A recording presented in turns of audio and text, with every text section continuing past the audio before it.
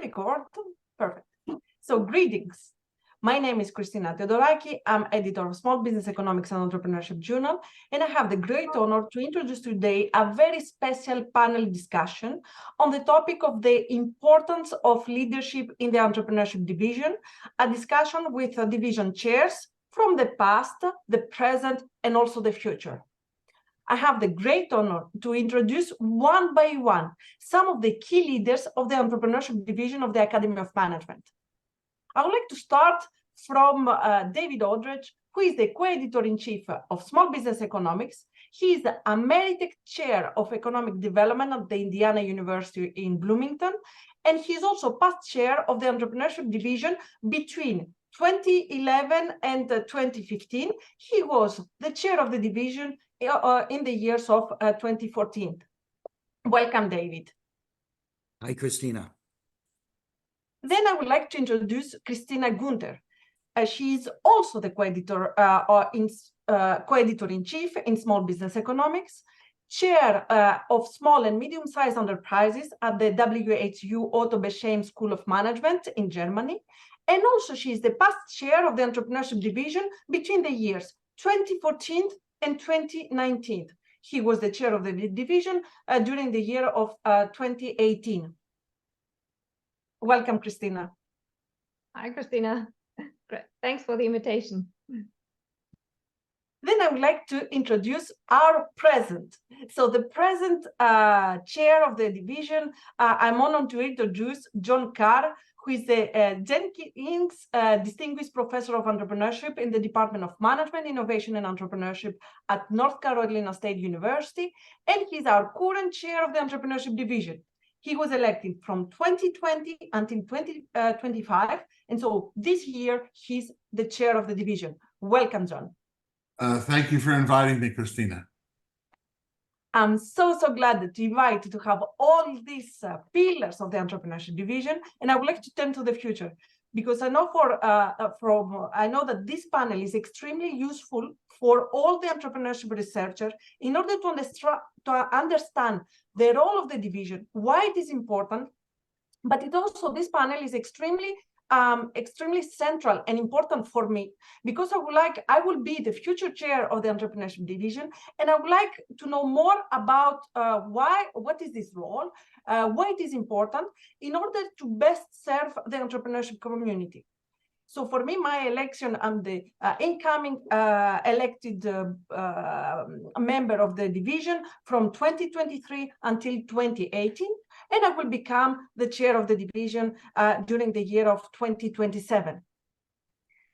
So we see, I would like to start this panel because we were reflected about the years, the 5 years election we have. And I would like to have just a very quick starting question, because it's also confusing for me sometimes. How we get elected as a chair of the division, because the elected role is 5 years. So John, if you can provide us some insight, what is this 5-year role, and which moment we turn to become the chair of the division? Just very quickly, we follow similar models that are in other divisions. And so it really is a pretty good commitment to a person. And generally, it's important to consider these types of roles kind of when you've had a chance to sort of accomplish other things in your professional life, and you're in a position to where you can dedicate some time and energy to trying to support and build entrepreneurship scholars. So to me, that's one of the big challenges, is we have to find someone that's really kind of passionate and committed to the discipline as a whole. And when they have that kind of commitment, they become great candidates to help work through the leadership steps that we have in the Entrepreneurship Division.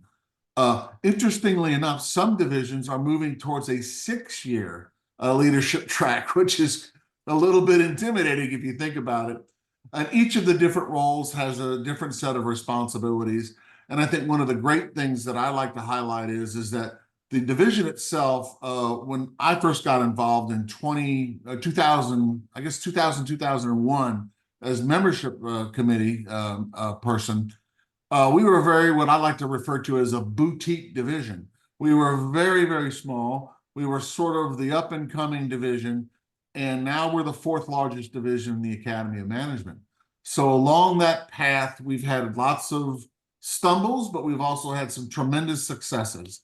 And so I think that's the key thing that the division chair has to do is continue to manage the growth, put structures in place to give us some flexibility and allow our division to continue to become one of the major divisions in the Academy.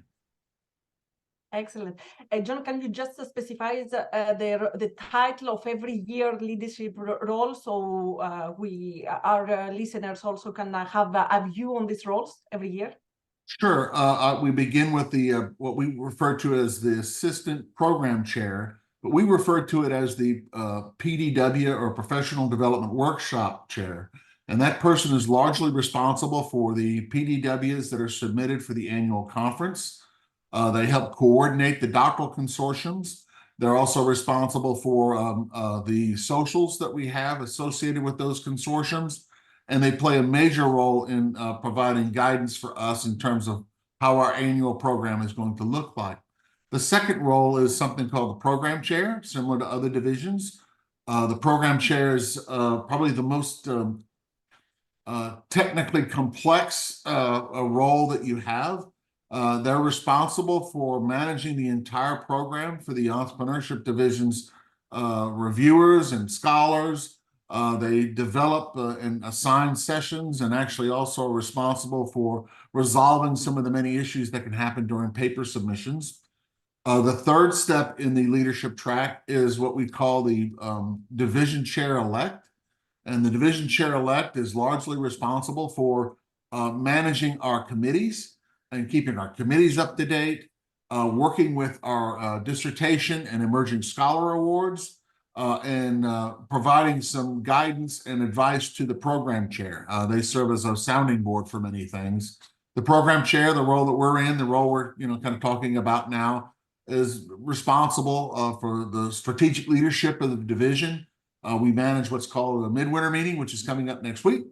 And part of that is designed to help us understand where we are to address our 5-year goals that we have for our division and to help put in place some initiatives that will allow us to continue to serve our members. And then ultimately, the final role is the past division chair or past chair, and they are responsible for our nominations, for our reps at large, and for finding our next leadership person for the executive team.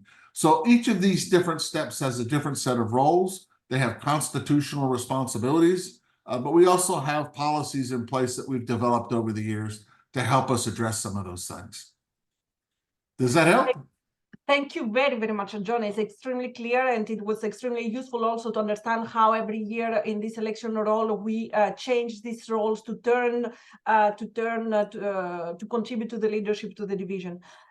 So we're talking about how we take this role, but it's extremely also important, and we have this privilege to have the past, the present, the future chairs of the division. So David, I would like to turn to you, and I would like that you can share us the history, how the division changed. And I will open also the floor to this question for all of you to give us more insight about why the Entrepreneurship Division is important for the field of entrepreneurship research.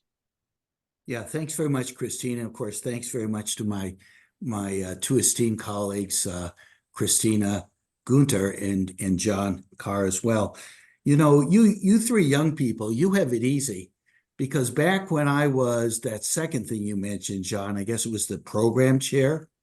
That was over a decade ago, and that was old school. We actually had to make the program by hand. We didn't have this nice software program that all you young people can luxuriate with. And, you go back a few years earlier, and John mentions, when he started getting involved, or, mentioned around the turn of the century, he says, well, the Entrepreneurship Division was kind of a boutique niche. You go back a few years earlier before that, there was no division. It was and John knows this, it was an interest group, which is kind of an incipient interest in the topic. And, during that era, I remember the field, John, you said, well, the entrepreneurship is a discipline, you say, and I'm going to say back then, discipline. Do you remember that famous National Football League coach, John, who said one time in an interview, he said, what about the playoffs? He said, playoffs, don't talk about playoffs. Well, back then it was discipline. Don't talk about a discipline. Nobody thought entrepreneurship was a discipline. People really wondered, was entrepreneurship a field? Because we did not have a common theoretical basis, a common empirical approach, kind of a consensus of concepts.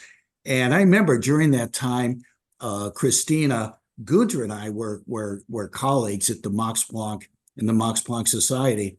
And in one of the annual meetings, I went to two, I'd say real scientists, natural scientists. One was a physicist who just won the Nobel Prize. The other was a chemist. And because this was weighing on me, what are we in entrepreneurship? What does it take to be a field? And I asked them, I said, what does it take to really constitute a field of inquiry research in academia? And they looked at me with the disdain that only natural scientists have for people like us. And they said, oh, it's obvious, interest and money. And, you think back to those days in the 1990s and going into the century, and actually that was what this field had, this incipient interest group, or really the plethora of people doing. There was a big interest, and there was a lot of funding by society to try to understand what is the phenomena all about. So yeah, that I would say that the becoming a division really coalesced or corresponded to coalescing of the research field. It really started to get its identity. Nobody wants to argue, are we a discipline or a field? One thing for sure, nobody asks that question anymore. Are we a field? Are we it doesn't matter. What did John say? We're the fourth biggest now. Whatever we are, it's got a lot of momentum, and a lot of it reflects that this is important, not just to different academic disciplines and fields like management and strategy and finance, and then social sciences like sociology, psychology, and economics. But it's also very important to business, and then also to society itself as a driving force of prosperity and having a sustainable society. So yeah, the division has played a central role, I think, to the ascendance from being what John said, kind of a boutique, marginal kind of mavericks doing research on this, to now becoming a mainstream force, not just in management, but actually throughout all the social sciences. Christina, are you okay if I add to that? Definitely. Feel free to add to the discussion and complement also your views. Okay, perfect. So I can talk less about the history because I haven't been there in these very early days, but I can share a few thoughts on what I think, why the division is so important for entrepreneurship research as such, whether we are a discipline, just a division, or whatever we are, but why is it important to have this division? And from my perspective, it has always been an important platform, right? To learn about the newest research that everyone is doing almost all over the world and what topics we are working on. And what has always been important to me is that we share the same vision, that we want to grow entrepreneurship scholars, right? So that's always there, no matter what annual meeting you go to. This is a sentence that every chair says 100 times, I think, throughout these meetings, because we really believe in it, right? So we really try to be a community builder, community facilitator, to bring together people who have the same interest or an interest in the topic and in the field, and to bring people together no matter what background. So everyone who's interested in the phenomenon, join us and have a conversation, right? So that has always been very important to me. And I remember that one of the most fascinating things for me was when coming to the division meetings, was that I actually meet people that I only tended to cite before that. And then I see these people in real life, and you actually meet them at the academy, and everyone is so approachable. You can just go there and ask people and share your thoughts. And it's a very, very open-minded community. And that has always been very important to me, and why I think the division is so important for the overall entrepreneurship research community. I just real quick want to add to add both to your points as well. When and of course telling the old stories about how small the division used to be, I remember coming through. I got my first position as an entrepreneurship person. I didn't know how to spell it. It was so new to me, and the only reason I got the position was because I'd been involved in startups. So I had the experience, but there was no discipline there for us. There was nothing to hang ourselves on. One of the things, and I don't know if Christina or David agree with this, but one of the reasons I've seen over the last several years as to why the division and how the division leadership has created an opportunity to grow like we have is the field itself, and I call it that, is got the capabilities to cross-cut into many, many other fields very, very easily. And so part of the growth I think that we've seen is entrepreneurship is a great bridging field. It can go into health, it can go into arts, it can go into commercialization and innovation, it can grow into technology innovation, it can go into international arenas.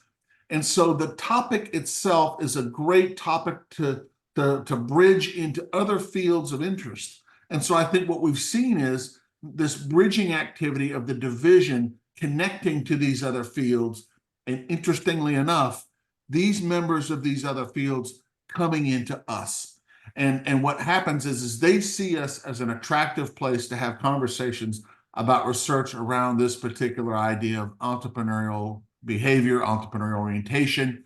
And because of this and that openness that Christina has talked about and this bridging capability that we have, we connect across universities very easily. We connect across countries very easily. We connect across fields very easily. So that's what I kind of see as one of the reasons we've been so successful. Thank you very, very much for providing all this background to understand also that entrepreneurship was a new field of research, and actually it expanding. It started small, it continued to grow, and it will still continue to grow. And actually, how we can ensure this development the next years. And I'd like to ask the following question regarding the role of the leadership. Why it is important, the leadership, why does leadership at an entrepreneurship division matter? Why it is important to have leaders in the division? Could we consider that it's just a community that grows? Why this leadership is so important to ensure the continuity of the development of the entrepreneurship field?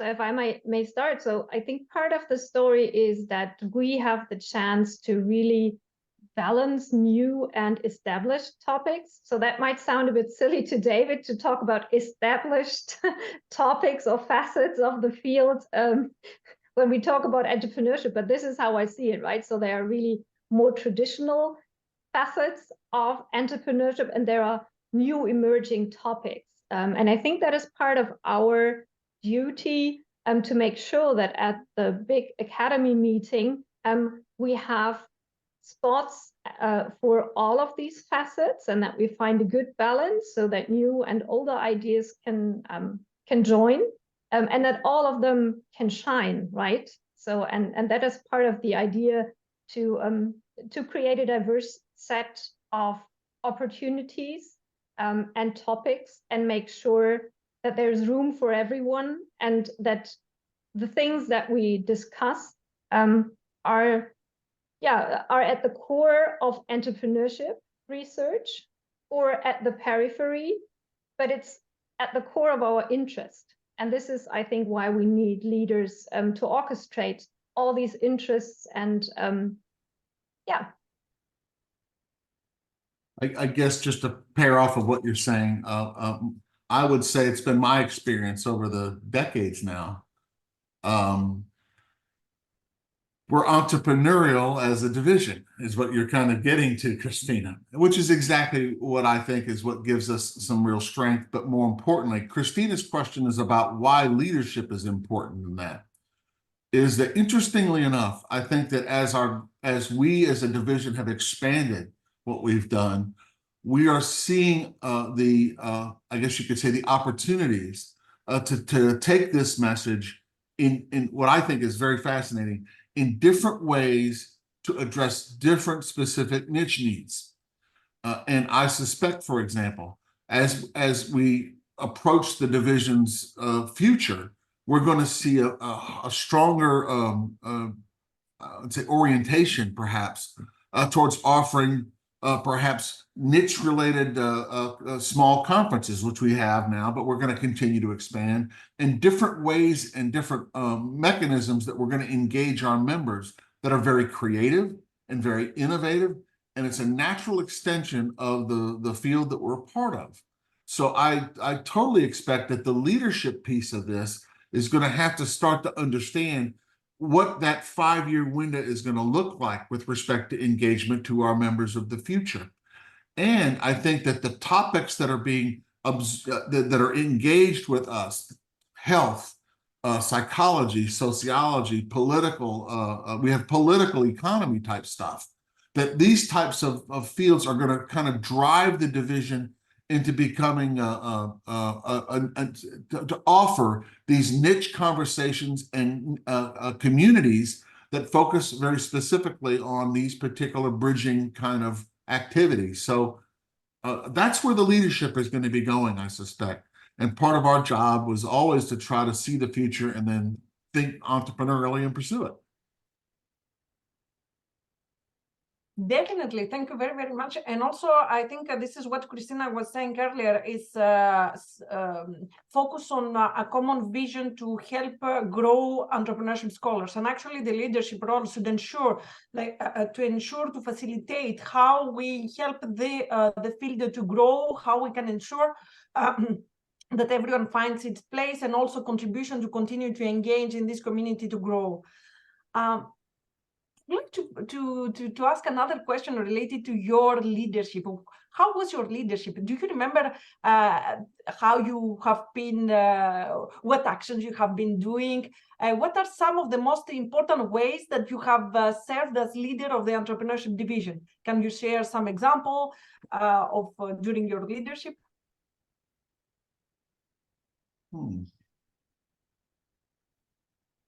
I know this needs a little reflection, but I would like to see what was the mark, some important points you remember from your leadership. And well, you know, so Christina, about this topic. we could take that silence, that moment, something momentary, say, how about you? You're the youngest, newest leader to this, and so it's very current. You know, what are some examples that you feel like you're making a difference to the division? Thank you, David, so much for giving me the floor. Actually, I haven't yet finalized to take the leadership role. However, what I'm so passionate about is like bringing communities together and engaging entrepreneurship scholars. As we saw, also the Entrepreneurship Division has been growing a lot the last years, but how we can maintain this growth. And we see it also in some other divisions. Probably we reach a development level, and then members, they don't find their role or their implication anymore to the division. So for me, it's extremely important to show that the division is there because the members are engaged and continue to contribute to this common vision and common goal.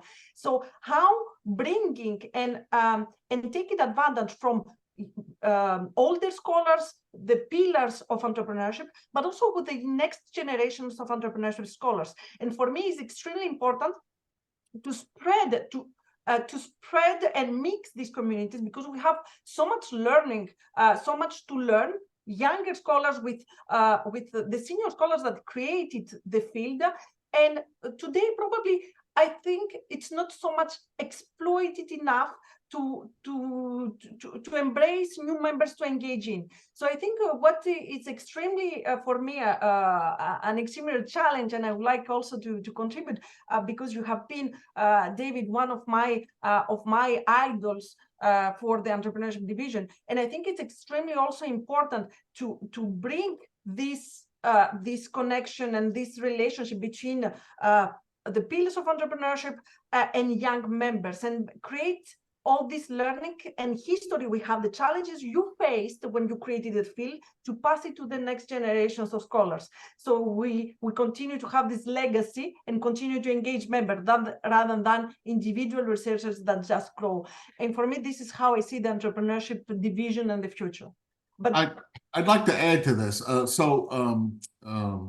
I think so. You talked about the big things that I thought about that I've either championed or been involved in, and some of them touch on the points that Christina had made before.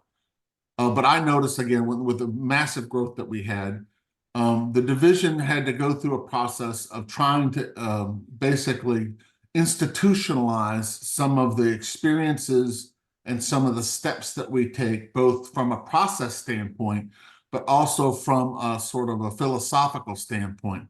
So one of the things I was a part of is trying to institutionalize some of this knowledge that we have so that everyone's not relearning the wheel all the time.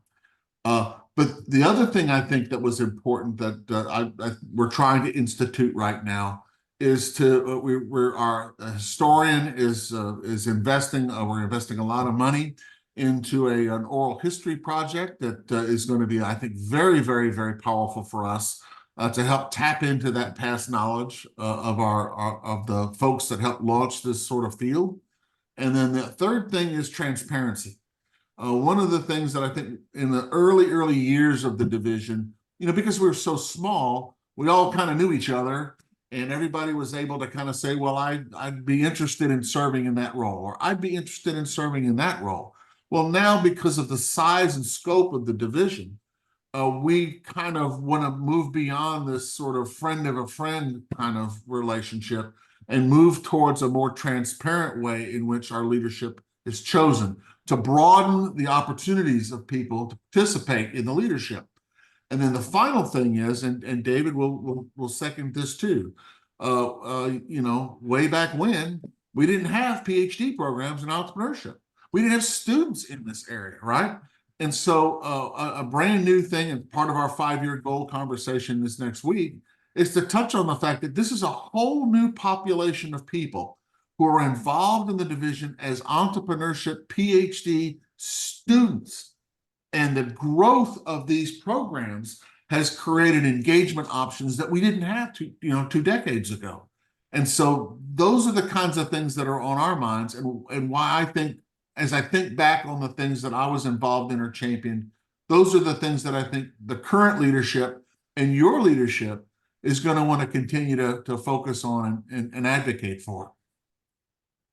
It's interesting evolution, John, because earlier the challenge seemed to be, where do we find people? Where do we get people? Now the challenge is, what do we do with them? Right. Yeah. And maybe I can also add to that. So what I always thought is important to create also visibility for everyone who's contributing, because I think we are a community that does not have necessarily these outstanding stars that want to be outstanding stars. Of course, we have them, but they are happy to share the stage, right? So that was also something that I tried to put attention to also show the best reviewers and really being grateful because they are acting behind the scenes. And I don't know about the exact submission numbers now, but when I coordinated the program, we had about 1,000 submissions and an almost equal amount of reviewers and review assignments that need to be coordinated somehow. So there are 1,000 people plus working to make that program come into existence. And we orchestrate these things, yes, but people are sitting back at their desk at home writing these reviews that help us. Without them, we couldn't do any of the decisions, right? And I think it's important to also be grateful for that and make that visible, that it's not just people on the stage leading the division, but there are so many that contribute to the success of that community and provide bits and pieces here and there, right? So I think that is something that is also special to our community, that we love showcasing that there is a broad community. This is I like Christina that. extremely, yeah, John, go on. Oh, I was just going to say, I like that point very much. And I've always said also, and I guess it's just that sort of forward thinking, kind of approach I have to things, but we struggled, as David talked about, with sort of legitimacy conversations. And I think that the division and its leadership has always been very sensitive to that, particularly in academic settings and universities. We were always trying to sort of justify why this is an important thing. It seemed obvious to us, but it was not obvious sometimes to our colleagues sometimes. And I always made the argument that the division can help also foster the next leadership for the institutions that they're at. So as entrepreneurship faculty members become department heads like I was, or become associate deans or even ultimately presidents and chancellors, our job as a division is to help facilitate and show how entrepreneurship research is a very legitimate field. It's a valued field by your alumni, your students, and by your faculty. And so it's that next level of institutional legitimacy in our own institutions that the Entrepreneurship Division can do a lot of things to help facilitate. So I firmly believe that. For years, you could count the number of department heads in departments of management on one hand who were department heads. That's changed radically because of these departments becoming even separate departments. And so as this institutional legitimacy becomes more important, our leadership in the division, which is focused on scholarship and community, can help facilitate that. I think it's extremely important what you say, and actually, Christina, I take also this opportunity to highlight what we're saying earlier. It's all about community, and the development of the field is also related to how each one engages.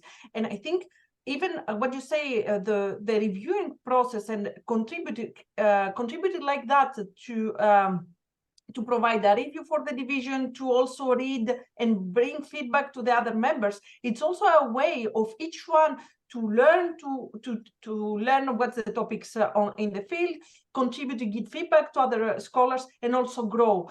And I think it's what you're saying, John, it's very important to highlight how institutions perceive this importance, because sometimes we receive irrational messages from institutions. We want to go more for quick outputs or privileged probably publication, the final product, rather than engaging in a community. And today communities cannot grow if we don't learn and engage and give back actually to the community, not only adopting opportunistic behaviors. And I think this is probably some of the mistakes that, I don't know, other communities have done in the past and have decreased when the community is well, each one contributes, but when we have opportunistic behavior just coming to exploit network contacts or publication rather than giving back to the community, I think this is not a way that the community and the field continue to grow. So it's very important to sensitize here the role of each one to continue to contribute to the division by reviewing, by engaging, by also taking voluntary roles. This is a way that research has been long been surviving and continue to grow. So thank you very much for both of you for allowing me to stress this point. I would like to ask you if you have any role models in your that guide your leadership. Do you remember who is the name that you remember from your leadership that mark and drive a little bit, they inspired you a little bit on your leadership in the division? Well, I had it easier than Christina Günther, because when I was elected, And I didn't know what was going on, really. It was a different era. We weren't using the typewriter at least, but and then people gave me the advice. They said, just ask Mike Wright. The late Mike Wright had been was 1 year ahead of me in the rotation. And they said, just do what Mike does. And I asked Mike, and he says, well, just do what the person ahead of him, Per Davidson, was doing. And so I had Mike Wright and Per Davidson kind of ahead of me. And they were like creating a wake of just a boat going through these turbulent waters, and made this so understandable and easy. And I learned a lot from them about what it means to be really a great leader, because both of them really paved new ground in the division, but also worked, or I think were really prioritized what the three of you have emphasized: community, community, community. And I learned that from Mike Wright and from Per Davidson. I would say one of my earliest role models was somebody that I didn't meet until several years later. But and again, these are people that we, and it's a real one of the inspirations for our video oral history projects is the fact that we can't talk to folks like Mike, which it's a real terrible shame.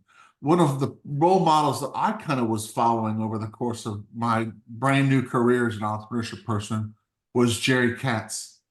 And Jerry was sort of ahead of the curve on so many things. He had a sort of some of the first website materials about sort of what is this thing called entrepreneurship? What are some of the great publications and resources for it? Where are the departments for it? Where are the people at? And I think Jerry's role, those first web pages where if you typed it in before Google even, you would realize he was trying to create sort of a repository of what's going on in the field, what this field is about, and what are the ways in which we do stuff in that field. And so Jerry was, I can remember showing people, says, what are you doing? Entrepreneurship. What is that? Well, here, go look at what this guy's webpage looks like. John, do you remember on that webpage, he listed, I'm sure you remember this, the important journals in the field. And, this was the only list that was out there. And I think you said before, this was really important for legitimacy. Some people discovered, wow, there's journals, and other people discovered there's important journals. It's exactly his website. You're right. And so that was the thing that I always sort of pointed to when I first launched my own personal journey. And so to hear his story about how he felt this was something that was necessary back when the entrepreneurship interest group had 200 or 300 members, and here's this gentleman who's championing this when no one else was championing something like this in the internet age, you could say. So that was powerful for me. I actually felt like, okay, there are journals here, there are places to go, there are people in this community, there are things that you can explore, and I think that was part of the reason why I felt so comfortable expanding my engagement with the division, was because of him. Maybe I can also share my quite different experience with that, because I did not have an obvious role model, because, and Christina, maybe you share that experience. Becoming the leader or being part of the leadership team as a young, not that established female from Europe, who else was there before?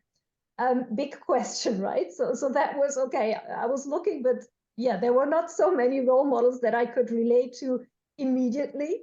Of course, I could relate a lot to Sharon Alvarez, who's now the president. So I looked a lot of the things that she did her way, and that helped me a lot.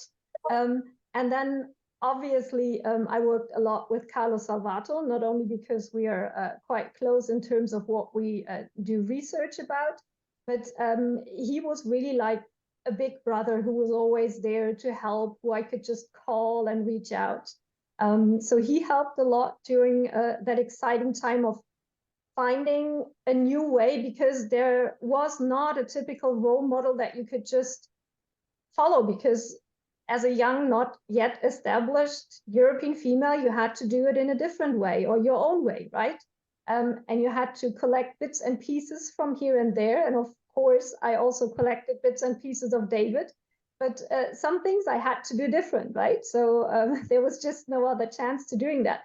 And one other person I would also like to highlight is, even though he did not take on one of the leadership roles before me, but Lou Marino, he like accompanied me all the years and was or is a fantastic sparrings partner, right? He was always there to calm me down when I was totally overwhelmed about all the things that are happening. So he said, okay, let's sit down, let's make sense of it. And it really helped me a lot to just openly talk to someone who was also not looking at, okay, but if you mess it up, that's going to screw up the division, right? So because he was not part of the core leadership team. So there are plenty of people who helped me. And if that is something I can help you on your way with, try to take the best of several people. There is not that one role model that you can copy. Just do it your way. It's extremely important what you say, Christina. And actually, I was saying earlier about my role model, and I say again, I was glad to meet to be mentored also by David Audretsch. So for me, David was one of the inspirations I had, and it was a great privilege for me to have also this proximity. But I will also wanted to highlight the first person that sent me congratulations email when my election was announced. It was Dean Shepherd that sent me a message to support, and he was extremely supportive, and he was saying, we are glad that you will be one of the leaders of the division. And I think it's extremely important to know it. First of all, for me, to get congratulated, but all these pillars of entrepreneurship, it was amazing, and I had this feeling of sitting in the shoulder of giants. So it was a great feeling for me to enter the division. But I was also very frightened about this new role. Do I have the background? Do I have to serve the division? So having their support, it was extremely important. And what you're saying, Christina, is also extremely important about the gender, how we see also females entering this leadership position from European, from different parts around the world. So it's extremely important also to know that the division is quite supportive and favorable to encourage each member to take and engage in the community. And you were saying about female from Europe that were feeling probably a little I don't know if it's alone or a little frightened also to take this position. I was the youngest. I will be the youngest leader of the division. So it was also quite challenging for me. Am I ready? Should I take this important role? For me, what is the key message here is, I would like to stress, is like each one could contribute to the division. It could choose the role, also engage in the division, contribute, and it will be a pleasure to engage in this role. For me, it was a big privilege, and I'm so glad that the pillars of entrepreneurship also support us. It was not, and I was receiving a lot of support, and it was quite important for me, and an extra motivation to continue to contribute, to not let down the pillars of entrepreneurship have already built. So we're trying to do, we're not trying not to deceive you. And probably I can add to that. I think this is also very typical of the entrepreneurship division. So no matter where you are in your career, if you would like to contribute, there is a chance to do that, even in the leadership team, right? So I find that absolutely fascinating. You get all the support, you get the trust, and the wind under your wings to do that. And that I think it's very special in the entrepreneurship that you get all that support, and you can survive that that challenge of becoming a leader.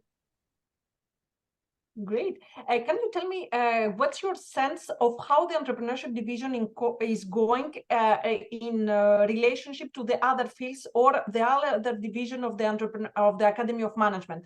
How do you situate the Entrepreneurship Division? Can you give us some insight comparative to the other divisions?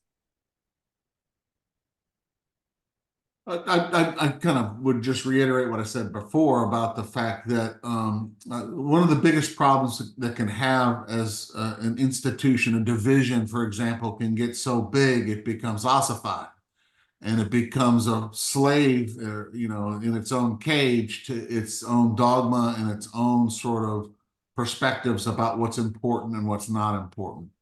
I think our division does a terrific job of being able to say, we're going to explore stuff from all over the place, and you can bring whatever toys you want to play with. And the idea is that, yes, there's going to be a continuing heightened expectation in terms of research and research quality and research, rigor.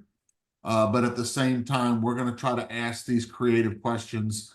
And I think, again, because we're not chained to our own, sort of, I guess you could say, monolithic perspectives sometimes, we're open to new things, and we're open to new research interests that people may have. And I think, again, that's probably a legacy of the field itself, the fact that it is about sort of looking for new paths and new pathways. I always try to tell people that, I see in some divisions, if you can see where the research and where the interests are in these other divisions based upon what they teach. And so let me just say that some of the topic areas that are taught in our own colleges and universities haven't really changed all that much over the last 10 or 20 years. And yet our field continues to kind of push the envelope. And so I think that's because we do that, it gives us a chance to continue to grow and continue to be relevant. Perfect. For me, it's also extremely useful to know to use this transversal nature of entrepreneurship to see, probably share best practices, get inspired by other divisions, but also ensure not only to do the same things, but also how we can create more value, how we can empower also and find this connection with the other divisions to create, to be innovative, and also to create more opportunities for scholars in management in general. My next question will be, what's the relationship between the Entrepreneurship Division and the scholarly research in the field of entrepreneurship? Do you find any connections between the division and research? I think that's, again, we grow entrepreneurship scholars as part of it. The relationship centers around, I think, a couple of different sort of pieces. You've used the word pillars. I guess you could say the stools of the legs associated with what the division does and its relationship to scholarly research. So one of them is that, and this is, again, relatively new in the last 10 so years, is a very powerful focus on our doctoral student development and engagement. And so a big part of the consortiums that we have are centered around connecting these new students, potentially new scholars, into these larger scholarly conversations. The second, I think, pillar that we have is that we help as a division, our own efforts, and the fact that we're as large as we are, is it does give us some abilities to create legitimacy opportunities for folks seeking to have this at their own institutions. So in a long time ago, the sort of, if you were the entrepreneurship professor at a particular business school, for example, you were the only entrepreneurship scholar at that institution. And so we try to take our mid-career faculty and give them the opportunity and the networks that they need to show that they're not alone. Christina, you mentioned this, right? I mean, the fact that you felt sort of alone way back when. So part of what the division does is try to create for these mid-career faculty the opportunity to connect to their own networks through our scholarly program, through our PDW sessions, for our small session conferences, and so on, to let you realize that you're not alone from a research standpoint. And then the third piece I think helps connect us is that the journals that we have focused journals around specifically entrepreneurship, right? But what we also do is we help create connections to journals outside of these core journals. And our entrepreneurship division is, with our program, is designed to help connect that. So we see examples of this, for example, Journal of Applied Psychology. That is an OB journal. It is, most people would say, the OB journal. And yet our division has created several years, we have our PDW sessions around OB and entrepreneurship so that we can connect the scholarly research that we do, and they can connect the scholarly research that they do that centers around entrepreneurship or entrepreneurial behavior. And so the idea is that those are the three ways in which the division facilitates scholarship around this topic. So the worst thing that I remember, and David, you may remember this, the fact that we grow entrepreneurship scholars. There was I was in the meeting, huge conversation about, do we see ourselves as this is entrepreneurship and we decide what it is, and this is strategy or some other field and they decide what it is, or are we going to be open and let entrepreneurship be whatever it becomes? And that argument was there 20 years ago. Are we going to draw a box around who we are and you're not allowed to play unless you play by our rules? And I can tell you that conversation was a heated conversation. And in the end, we made the right decision. And the decision was entrepreneurship is going to evolve and our scholarship is going to evolve and it's going to become what it becomes. But it's in our best interests and it's in the best interest of the field to make sure that this bridging activity connects and puts the word entrepreneurship in other fields exploring this particular phenomenon. So we grow entrepreneurship scholars was very, very specifically drafted to not say in this way, by doing these kinds of theories or by using these kinds of techniques or only addressing these kinds of populations. It's very broad for that reason. John, thank you so much. And actually, you just responded why the leadership of the Entrepreneurship Division is important. Is actually because, as you say, you need to take the right decision so that the field continue to grow. And to take the right decision, you need to find the right people. It's not only the right people, to find visionary people, open-minded, that not struggle the community, but give and hear what the community is struggling with, or provide some supportive and continue to grow. And another point I think I would like to stress is that the Academy of Management, it's not just a conference. It's the conference. It's the biggest conference in management. And actually, you were saying earlier, we're trying not to isolate middle career, but it's for every scholar in every. I remember when my first Academy of Management, I participated 2016 as a PhD student, and it was an impressive event. It was the biggest conference I could be, and the history was becoming reality in my own eyes. I was seeing all the professors I was reading, the authors I was reading, and they were there, and I could engage and continue to talk. So actually, the Academy of Management, it's not just a conference, it's the place to be for every scholar in management and for our division too. And it's very important, you were saying, John, about the connection with the journals, but the Academy of Management has also a lot of research opportunities, has a lot of journals related to the scope and the ambitions of the study you have, but you can also positioning. And actually, the papers that are presenting in the Academy of Management, a lot of them, they receive so constructive feedback that we can then see published. And for our division, what is completely impressive, for me, it was a big impressive conference, because I was seeing all the top journals in entrepreneurship I wanted to publish, and I had the opportunity to engage with the editors-in-chief, all the people were there, and in a quite proximity mode and open to discussion mode. And I think this is extremely valuable for every entrepreneurship scholar, because in some conferences we can see, but we cannot touch. But the Entrepreneurship Division and the Academy of Management, I think it's a celebration. All the top journals out there, Entrepreneurship Theory and Practice, Strategic Entrepreneurship Journal, Journal of Business Venturing, Small Business Economics, all we are there, editors, and we engage with authors.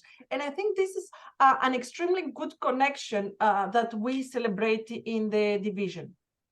And probably drawing on that, I would like, I was sharing my journey with the division. Can you please let us know your journey, how your journey started, and how you have been able to be the research leader in the field, and probably give us some example of how was your journey?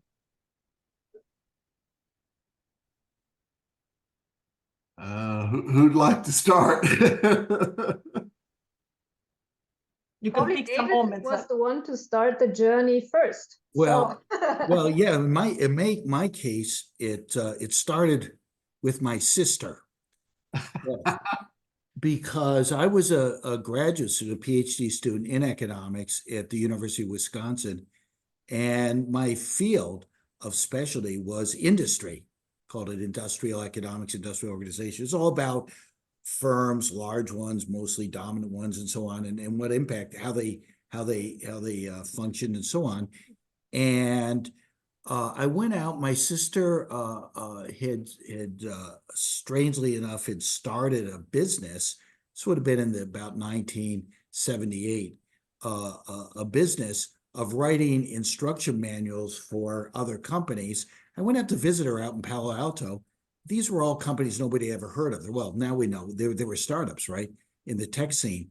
And she had a party where she invited, she was self-employed. I mean, it was her business. And then she invited all the people she was working with, photographers, people did the interviews, people did the printing, people, and then some of the businesses. And I realized there's all of these businesses.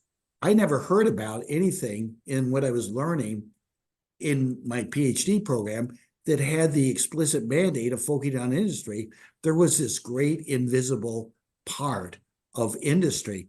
So, you know, as I tried to kind of express this or try to understand what was this going on with my sister and then broader, you know, I kind of hit the wall in my own field of economics of it didn't seem all that interesting, relevant. I remember one journal, I'm sure I'm the only one here in this discussion who ever had an article rejected.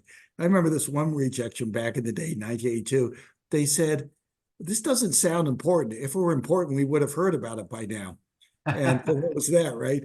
And but slowly I started to get, you know, kind of run into people from various, it's what John described before, this kind of different fields in social science disciplines. Howard Aldrich in sociology, for example, ran into Dean Shepard in psychology. Other people from the different people from strategy. You know, I remember Mike Hitt and running into him, and they were all starting. Patricia McDougall I ran into down in Atlanta, and she was interested in.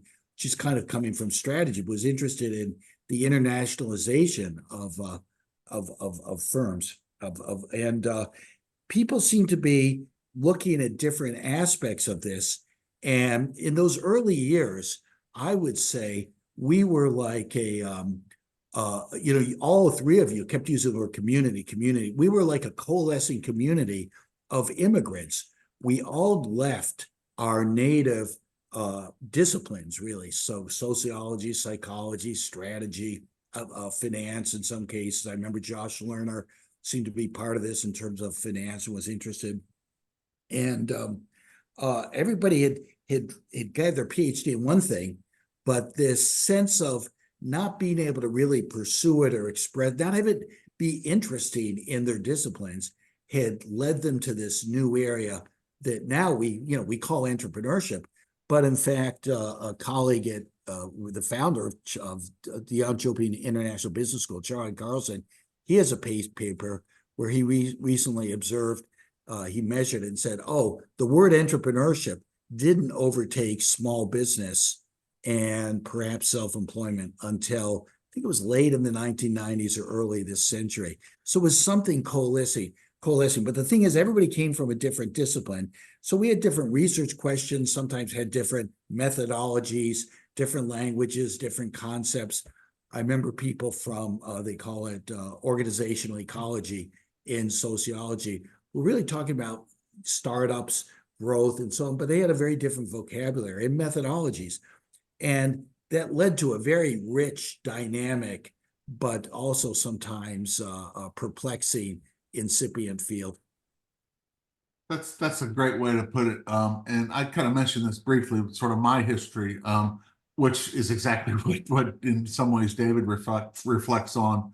I was trained in OB, and org behavior was what my PhD was. I had been involved with some startup and support as a sort of an IT person supporting some startups where I was at. And in a lot of ways, the first job I had was because they said, well, we really would like you to be here, and we'd really like you to teach this entrepreneurship thing. I'd never had a course in it. I'd never seen a book on it. I didn't know how to spell it. But I wanted to be there, and I thought, well, this is be a new thing to do. But interestingly enough, the whole time in my first couple of years there in that position, I fought against this. I thought, well, this entrepreneurship thing, that's the side thing I do. The real thing I do is in this OB field, right? And so I think to myself about how stupid that was. Of course, I was. No, you're not the only one, John. That's correct. But I literally said that was the side hustle. The side hustle was the entrepreneurship stuff. I'm going to focus my attention on the OB stuff with the journals and so on. And so as this progressed, it wasn't until I became a member of the Entrepreneurship Division. And when you make your choices, I said, well, this is what I need to be in, where this community business came about. So all of a sudden, I'm around all these other people who are OB, econ, strategy, in all these different fields, asking these crazy questions. And David, you'll agree with me on this. Our annual conference program back, several decades ago was wild. I mean, there was just some really unusual and very interesting work being done. And so my journey started as a reluctant entrepreneurship person that through this community became somebody that was very interested and passionate about it. And I am passionate about it. The journals were criticized. There was a lot of criticism about, do we need to even teach this? I've been criticized for being perhaps too passionate about how important this is. I always tell deans love it, provosts love it, chancellors love it, alumni love it, and students love it. Now, if I can just get my colleagues to love it, this would be a great place to be, right? And so it was a constant activity to try to get the legitimacy piece done. And I think as David has said, we're there already. We've passed that milestone. And now the goal is to, don't let ourselves fall victim of falling in love with our own world, and understand that there's a big connection and bridging activity that can happen. And I will also say this, unlike some of the other fields that we have in the Academy of Management, entrepreneurship has kind of at its core this engagement and practice connection. Yeah. And in fact, a lot of times as entrepreneurship faculty, we're asked to do all sorts of practitioner work, engaging with this alumni, engaging with this, create an entrepreneurship center. For what? To create an opportunity to engage an ecosystem. That's exactly what we're doing.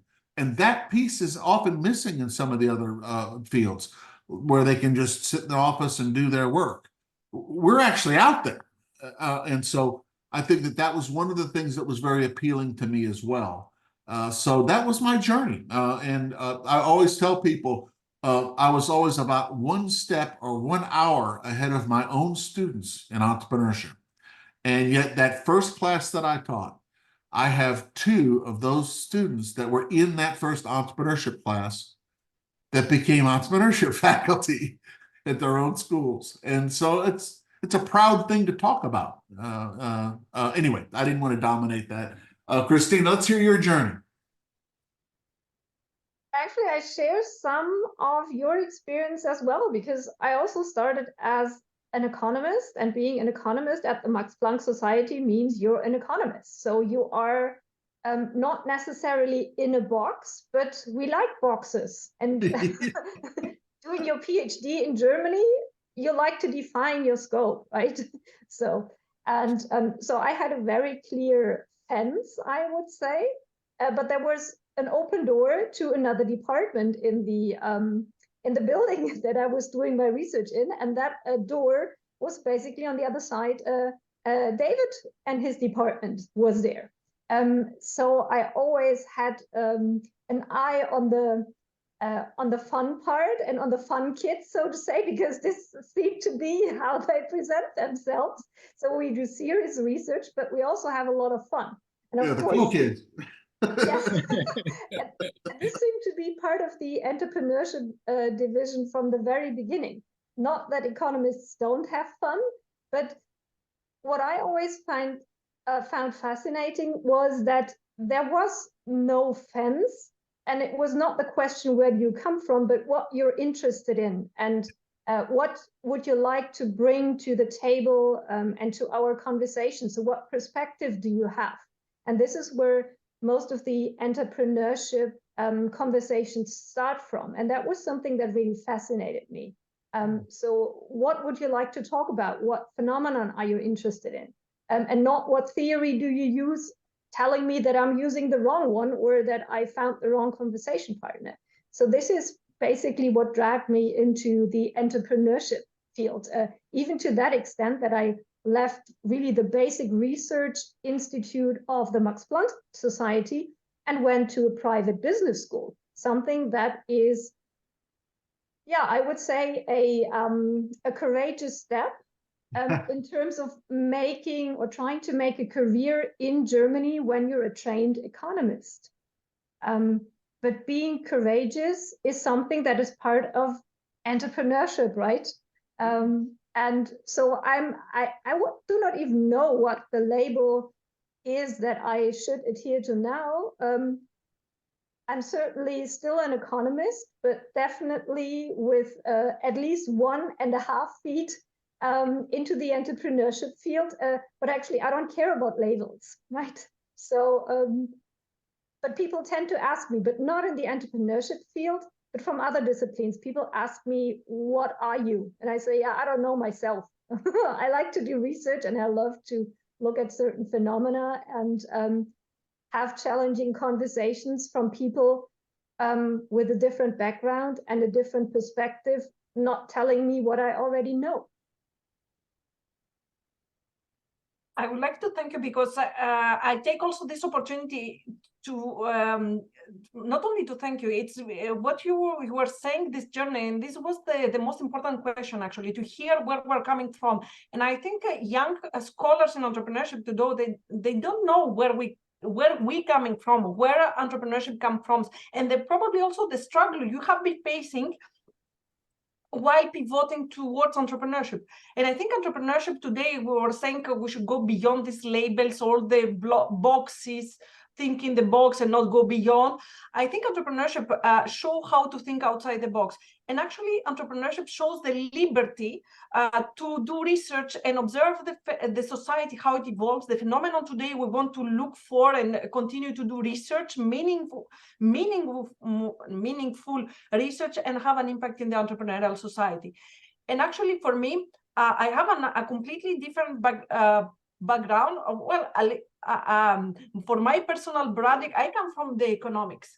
My background is from economics, but then very quickly, and thanks to you, you have built entrepreneurship, and I can be identified as a pure entrepreneurship scholar. I did my PhD in entrepreneurship, my HDR in entrepreneurship.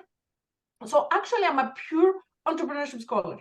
And actually, I feel quite not far, but I'm a pure entrepreneurship Right. scholar. So Christina, the three of us, the other three, John, Christina, and I, we're all kind of immigrants to this new land, this new world. You're the firstborn generation. This is this is very important also to understand the identity of each one. And I think entrepreneurship can show how our identity as researchers evolved. But actually, I was hearing your journeys. You turned from economics or from OB to something that was a partial in one side, and then it became bigger. But actually, if this community, an entrepreneurship community, goes down, you can still go back from where you come from to OB, to economics. However, my challenge today, as a pure entrepreneurship scholar, my goal would be also to continue entrepreneurship to flourish, because if you go down, I have no mass place to go back. I can still go start over in economics or other fields. But I think it's also quite interesting, the different perspective of the journey.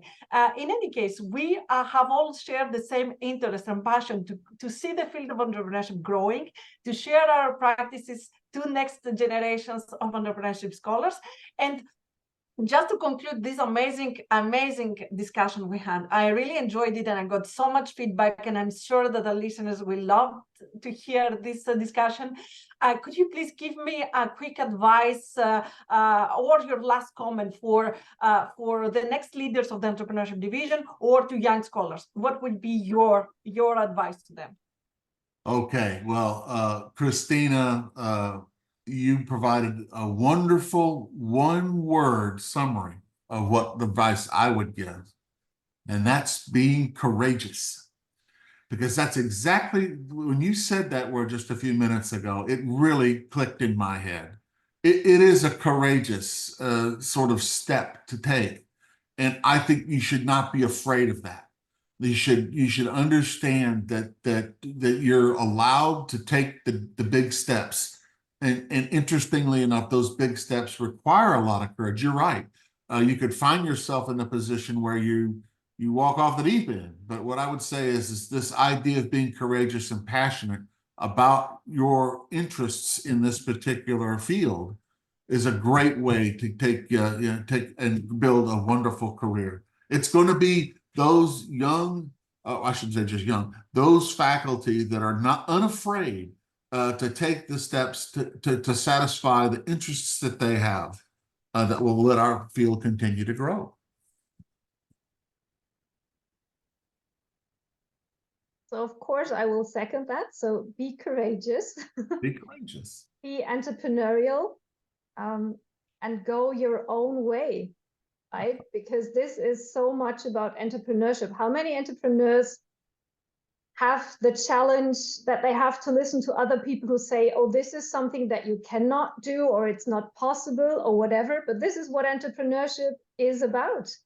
Do it if you believe in it, and do it your way and conquer new areas, right? Because this is where a lot of fun waits for you, despite all the challenges.